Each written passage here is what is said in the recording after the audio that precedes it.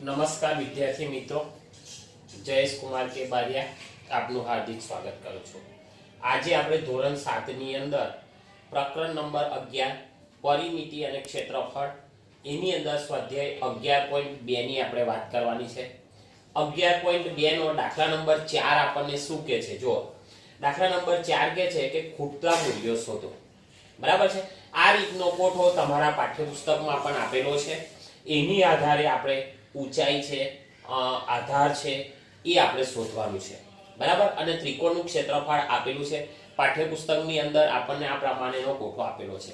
તો દરેક વિદ્યાર્થી મિત્રો પોતાનું પાઠ્યપુસ્તક ખુલ્લું રાખે। ચાલો, દાખલા નંબર 1 ની અંદર આપણને શું કહે છે? જો આધાર b 15 સેમી આપણને આપેલો છે, ઊંચાઈ h નથી આપેલી, એ આપણે શું કરવાની છે? શોધવાની છે। અને ત્રિકોણનું ક્ષેત્રફળ આપણને આપેલું છે 87 સેમીનો વર્ગ। બરાબર છે।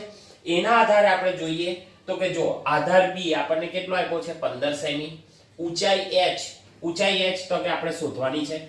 ત્રિકોણનું ક્ષેત્રફળ તો કે ત્રિકોણનું ક્ષેત્રફળ આપણને 87 સેમીનો વર્ગ આપેલો છે। બરાબર। આ આપણે લખી દીધું, જે અહીં આપ્યું છે એ આપણે અહીં લખી દીધું છે। હવે ત્રિકોણના ક્ષેત્રફળનું સૂત્ર આપણને ખબર છે, ત્રિકોણનું ક્ષેત્રફળ બરાબર 1/2 પાયો ગુણ્યા વેધ। 1/2 પાયો ગુણ્યા વેધ। પાયો એટલે આધાર, પાયો એટલે આધાર, એને આપણે શું કહીશું? b। અને વેધ એટલે ઊંચાઈ, એને આપણે શું કહીશું? h। બરાબર છે। એટલે શું થશે? 1/2 b ગુણ્યા h। ચાલો કિંમતો મૂકી દઈએ। 1/2 ગુણ્યા, ચાલો b કેટલા છે? તો કે 15 ગુણ્યા h। h કેટલા છે? તો કે આપણે શોધવાના છે। ચાલો, ત્રિકોણનું ક્ષેત્રફળ આપણને આપેલું છે, કેટલું છે? તો કે 87 સેમીનો વર્ગ। 87 સેમીનો વર્ગ આપણને આપેલું છે। બરાબર છે।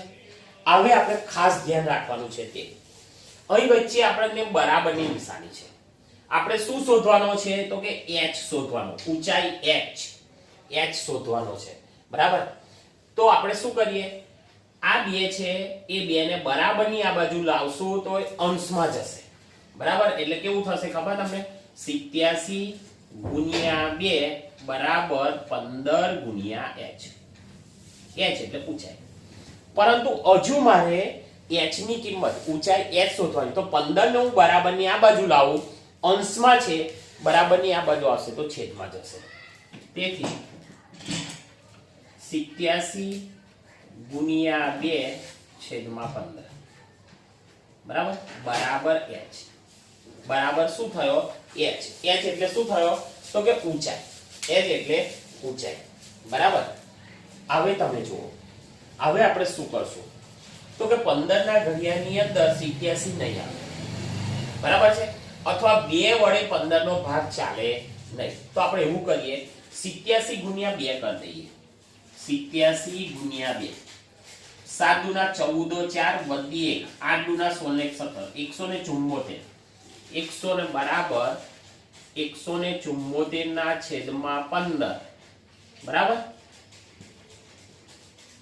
બરાબર h। હવે 174 ભાગ્યા 15 કરી દઈએ।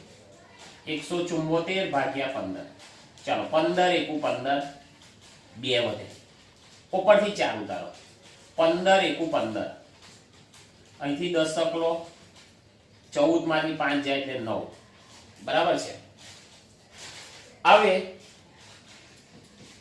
અહીં આપણી પાસે કઈ જ નથી, શેષ કેટલો વધ્યો? 9। અહીં 0 મૂકો, 0 ને નીચે ઉતારો, અહીં દશાંશ ચિહ્ન મૂકો, 15 છક્કે 90, કેટલો જવાબ આવ્યો? 11.6। તેથી h બરાબર 11.6 શું આવશે? સેમી। ઊંચાઈ કેટલી આવી આપણી? 11.6 છે, એકદમ સહેલું। બરાબર। ચાલો, એ જ રીતે દાખલા નંબર 2 ની વાત કરીએ। દાખલા નંબર 2 શું કહે છે? જો આપણે દાખલા નંબર 2 ની અંદર આપણે જોઈએ તો કે દાખલા નંબર 2 ની અંદર આપણને શું શું આપેલું છે તે જોઈ લઈએ। દાખલા નંબર 2 ની અંદર આપણને આધાર b આપેલો નથી એ આપણે શોધવાનો છે, એટલે આધાર બી આપણે શોધવાનો. ઊંચાઈ h આપી છે 11.4 મીમી, સોરી 31.4 મીમી. મીમી એટલે મિલીમીટર, બરાબર છે, મીમી એટલે મિલીમીટર. ત્રિકોણનું ક્ષેત્રફળ આપ્યું છે આપણને 1256 મીમી નો વર્ગ, બરાબર છે. આટલું આપણને આપ્યું છે, આપણે શોધવાનું, આધાર બી શોધવાનો છે. ત્રિકોણનું ક્ષેત્રફળનું સૂત્ર છે ત્રિકોણનું ક્ષેત્રફળ બરાબર 1/2 પાયો ગુણ્યા વેધ. ચાલો બરાબર 1/2 પાયો એટલે બી, પાયો એટલે બી એ આપણે, અને વેધ એટલે ઊંચાઈ h. ચાલો ત્રિકોણનું ક્ષેત્રફળ આવે, જો ત્રિકોણનું ક્ષેત્રફળ કેટલું આપ્યું છે 1256 મીમી નો વર્ગ. આપણે અહીં લખીએ 1256 મીમી નો વર્ગ 1/2. બી આપણે શોધવાનું છે. ઊંચાઈ કેટલી આપી છે જોવો જો 31.4 મીમી.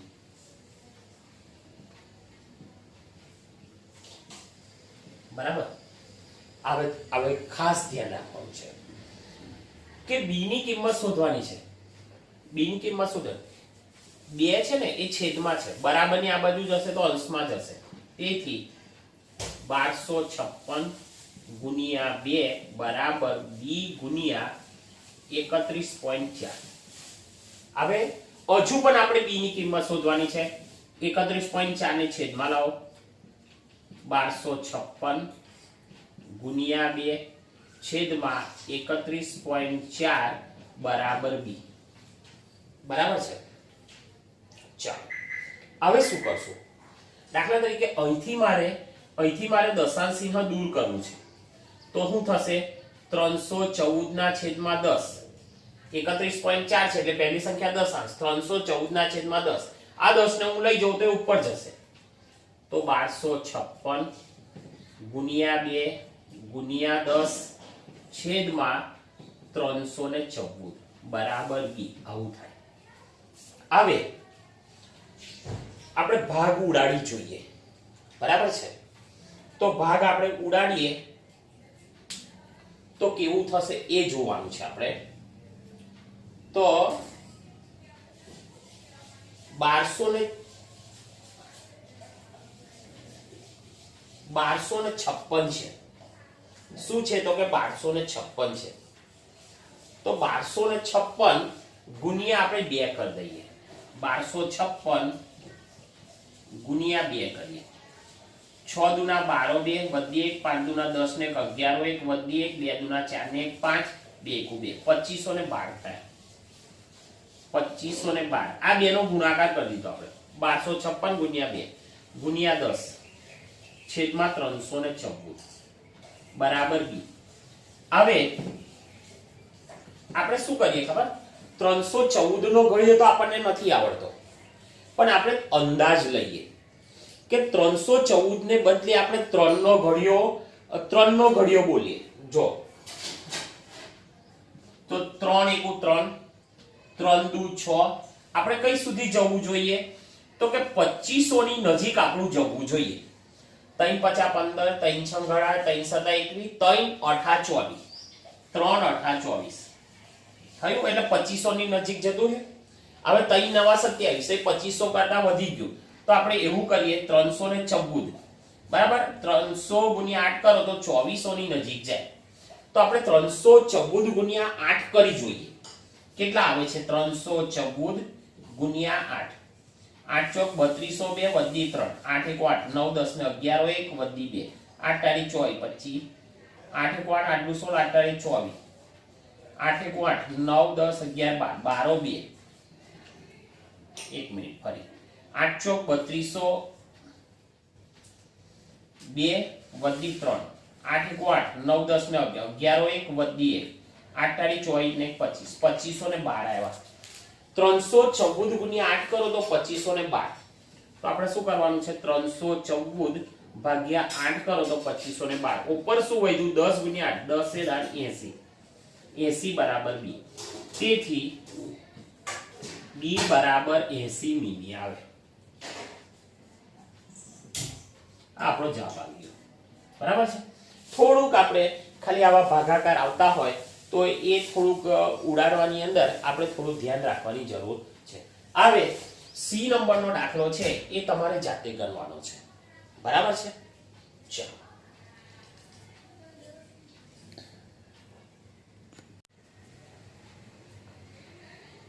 દાખલા નંબર 5 તમે પણ પાઠ્યપુસ્તકની અંદર મારી સાથે જોતા રહેજો. દાખલા નંબર 5 શું કહે છે જો PQRS સમાંતર બાજુ ચતુષ્કોણ છે. Q માંથી SR પરની ઊંચાઈ QM છે. બરાબર. જો સમજો કે આમ એક નીચે સમાંતર બાજુ ચતુષ્કોણ દોરેલો છે PQRS આ એક સમાંતર બાજુ ચતુષ્કોણ છે. પછી શું કીધું છે જો Q માંથી SR પરની ઊંચાઈ QM છે. આ નીચે SR છે ને એ શું છે તો કે પાયો છે અને આ જે QM છે એ એનો શું છે વેધ છે. બરાબર છે. આપણે પાયો જે છે એને આપણે B કહીએ છીએ અને વેધ છે એને આપણે H કહીએ છીએ. બરાબર છે. આટલી તો આપણને ખબર છે. તો શું કીધું છે કે SR પરનો વેધ કયો છે તો કે QM છે. બરાબર છે. અને Q માંથી PS પરની ઊંચાઈ QN છે. બરાબર. હવે અહીં જુઓ PS એ આધાર છે અને એની પરની ઊંચાઈ કઈ છે તો કે QN છે. આ SR પરની ઊંચાઈ કઈ છે તો કે QM છે. PS પાયો છે એની પરની ઊંચાઈ કઈ છે તો કે QN છે. જો SR બરાબર 22 સેમી આપણને SR નું માપ આપ્યું છે કેટલું તો કે 12 સેમી સોરી 12 સેમી SR નું માપ આપ્યું છે 12 સેમી. ઊંચાઈ QN નું માપ આપ્યું છે આપણને 7.6 સેમી. બરાબર છે. તો તમે વિચારો આપણને પાયો ગુણ્યા વેધ બે આપેલું છે તો સમાંતર બાજુ ચતુષ્કોણનું ક્ષેત્રફળ શોધવું હોય તો આપણે શોધી શકીએ કે સમાંતર બાજુ ચતુષ્કોણનું ક્ષેત્રફળ બરાબર પાયો ગુણ્યા વેધ. બરાબર છે. ક્ષેત્રફળ એટલે સમાંતર બાજુ ચતુષ્કોણનું અંદરનું માપ એને શું કહીશું આપણે ક્ષેત્રફળ. તો આ અને આ બેનો ઉપયોગ કરીને આપણે સમાંતર બાજુ ચતુષ્કોણનું ક્ષેત્રફળ શોધી શકીએ. આગળ શું કીધું છે જો સમાંતર બાજુ ચતુષ્કોણનું ક્ષેત્રફળ શોધો આપણે શોધી નાખશું. હવે શું કીધું જો PS બરાબર 8 સેમી હોય PS અહીંથી P થી S સુધીનું માપ 8 સેમી છે તો QN નું માપ શોધો. બરાબર છે. તો પહેલા આપણે શું કામ કરીએ તો કે સમાંતર બાજુ ચતુષ્કોણનું આપણે માપ શોધી કાઢીએ. બરાબર છે. ચાલો અહીં હું લખું. આને શું કહીએ છીએ આપણે SR ને B કહીએ છીએ અને આને શું કહીએ H ઊંચાઈ. આ પાયો ગુણ્યા વેધ તો આપણે લખીએ સમાંતર બાજુ ચતુષ્કોણનું ક્ષેત્રફળ બરાબર પાયો ગુણ્યા વેધ. ચાલો પાયો એટલે આપણે શું કહીએ છીએ પાયો એટલે B. પાયો એટલે B અને B એટલે કયું તો કે SR. આ માપ છે ગુણ્યા વેધ કયો છે તો કે વેધને આપણે શું કહીએ છીએ B ગુણ્યા H એને ઊંચાઈ કહીએ છીએ. H બરાબર કયું છે તો કે QM. બરાબર છે. સમાંતર બાજુ ચતુષ્કોણનું ક્ષેત્રફળ શોધવાનું છે. ચાલો SR ની કિંમત કેટલી આપી છે આપણને તો કે 12 સેમી ગુણ્યા ઊંચાઈ કેટલી આપી છે તો કે 7.6 સેમી. આ બેનો ગુણાકાર કરી દઈએ. ચાલો 12 ગુણ્યા 7.6 પોઈન્ટ આપણે બાજુ પર રાખીએ. એક દશાંશ ચિહ્ન છે એટલું યાદ રાખજો. ચાલો બે સંખ્યા એટલે 0 7 દુના 14 4 વધી 1 7 એકુ 7 ને 1 8 6 દુના 12 2 વધી 1 6 એકુ 6 ને 1 7 2 7 ને 4 11 1 વધી 1. બરાબર છે. કેટલું આવે છે તો કે 912. પરંતુ એક આપણું શું છે દશાંશ ચિહ્ન એટલે કઈ દશાંશ ચિહ્ન મૂકતો એટલે 91.2 91.2 સેમી અને સેમી બે વખત એટલે સેમી નો વર્ગ. આ શું આવી ગયું આપણું સમાંતર બાજુ ચતુષ્કોણનું ક્ષેત્રફળ કેટલું આવ્યું 91.2 સેમી નો વર્ગ. હવે આપણને આગળ શું કીધું છે જો આગળ આપણને કીધું છે જો PS બરાબર 8 સેમી હોય તો QN શોધો. આપણે આ QN શોધવાનો છે. હવે આપણા માટે સરળ થઈ ગયું. કઈ રીતે સરળ થઈ ગયું? કારણ કે સમાંતર બાજુ ચતુષ્કોણનું ક્ષેત્રફળ આપણને મળી ગયું છે. બરાબર છે? એટલે હું અહીં લખું જો સમાંતર બાજુ ચતુષ્કોણનું ક્ષેત્રફળ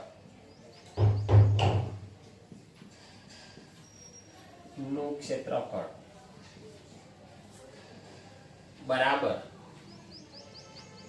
પાયો ગુણ્યા વેધ. ચાલો પાયો આને પાયા તરીકે લો. કયું છે તો કે PS.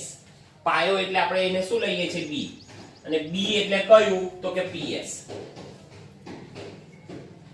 ગુણ્યા વેધ એટલે ઊંચાઈ. ઊંચાઈ એટલે H એ આપણે શું લીધું છે QN. QN ને આપણે શું કહીશું ઊંચાઈ કહીશું. બરાબર છે? ચાલો હવે તમે જુઓ સમાંતર બાજુ ચતુષ્કોણનું ક્ષેત્રફળ આપણને મળી ગયું છે. કેટલું છે 91.2. તો આપણે અહીં લખશું 91.2 સેમીનો વર્ગ બરાબર. ચાલો B એટલે PS કેટલું માપ આપ્યું છે તો કે 8 સેમી. 8 સેમી ગુણ્યા H. H એટલે QN જે આપણે શું કરવાનો છે તો કે શોધવાનો છે. બરાબર છે? ચાલો S શોધવાનો છે 8 સેમી છે એને બરાબરની આ બાજુ લાવો તો એ હંમેશા કઈ આવશે છેદમાં. એટલે 91.2 છેદમાં 8 બરાબર H. H એટલે QN જે આપણે ભેદ શોધવાનો છે તેની વાત છે. 91.2 ભાગ્યા 8 કરી દઈએ આપણે. 91.2 ભાગ્યા 8 કરશું આપણે તો ભાગાકાર કરીને જ હું તમને બતાવું. ચાલો 91.2 ભાગ્યા 8. ચાલો 8 એકુ 8 એક વધશે ઉપરથી એક ઉતારો 8 એકુ 8 અહીંથી 10 તક લઈ લો 10 ને 1 11 8 એટલે 9 10 ને 11 કેટલા વધ્યા 3. હવે 8 ના ઘડિયાની અંદર 3 નહીં આવે તો આપણે 2 ઉતારવા પડશે. પણ 2 આપણે કયા ઉતારીએ છીએ તો કે દશાંશ ચિહ્નની પેલી બાજુના. એ 2 નીચે ઉતારીએ અહીં દશાંશ ચિહ્ન મૂકો. 8 એકુ 8 8 દુ 16 8 તાળી 24 8 ચોક 32 આવી ગયો. શું જવાબ આવ્યો તો કે 11.4. તેથી 11.4 બરાબર H બરાબર QN. તો QN નું માપ કેટલું મળ્યું આપણને? તેથી QN બરાબર કેટલું મળે 11.4. આ માપ આપણને કેટલું મળ્યું 11.4 સેમી. છે એકદમ સહેલામ સહેલો. હવે દાખલા નંબર 6 છે એ સેમ આની જેવો છે. એ તમારી પ્રેક્ટિસ માટે હું રવા દઉં છું.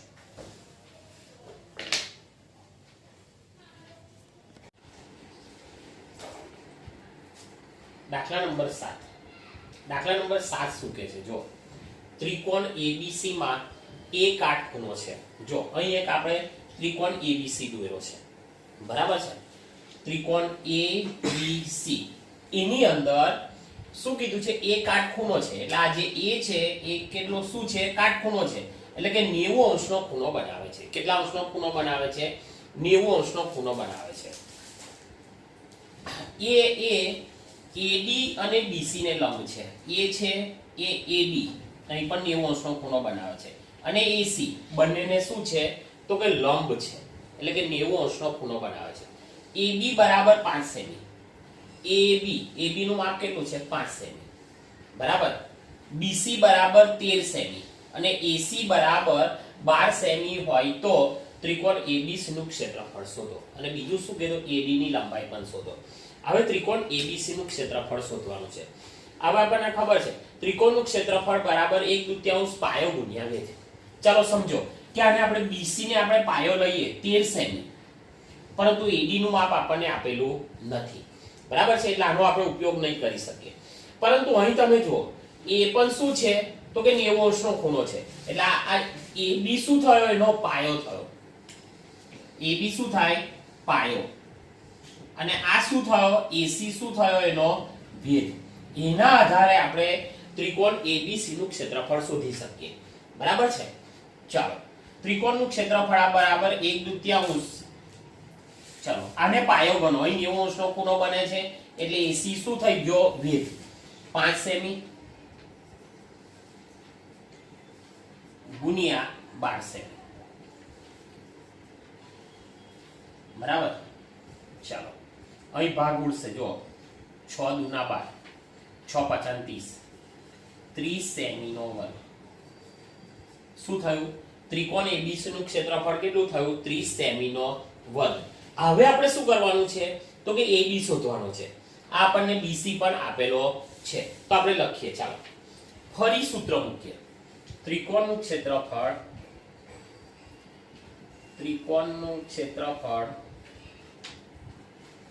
બરાબર 1/2 પાયો ગુણ્યા વેધ. ચાલો હવે ત્રિકોણનું ક્ષેત્રફળ આપણે શોધી કાઢ્યું છે. કેટલું છે? 30 સેમીનો વર્ગ. આને પાયો લો. BC ને શું લો? પાયો. બરાબર. પાયો B અને આને વેધ લો. h એટલે ઊંચાઈ. ચાલો 1/2 ગુણ્યા પાયો કયો લીધો આપણે? BC ગુણ્યા વેધ કયો લીધો? AD. ચાલો ત્રિકોણનું ક્ષેત્રફળ કેટલું શોધ્યું આપણે? 30 સેમીનો વર્ગ. BC બરાબર કેટલા છે? તો કે 13 સેમી ગુણ્યા AD શું કરવાના છે? AD એટલે ઊંચાઈ, h ભેદ આપણે શું કરવાનો છે? શોધવાનો છે. અને આ બાજુ લાવો. તેથી અહીં 1/2 રહી ગયું બરાબર 1/2 ગુણ્યા. ચાલો હવે મારે 1/2 છે 2 ને આ બાજુ લાવો એટલે 30 ગુણ્યા 2 બરાબર 13 સેમી ગુણ્યા AD. ચાલો 30 દુના 60, 13 ને આ બાજુ લાવો છેદમાં 13 બરાબર AD. તેથી AD બરાબર 60/13 સેમી. બરાબર છે. આ શું આવી ગયો? આપણો જવાબ આવી ગયો. બરાબર. આ થોડુંક આપણે ધ્યાન રાખવાની જરૂર છે. આપણે હવે 8મા નંબરનો દાખલો છે એ આની જેવો જ છે.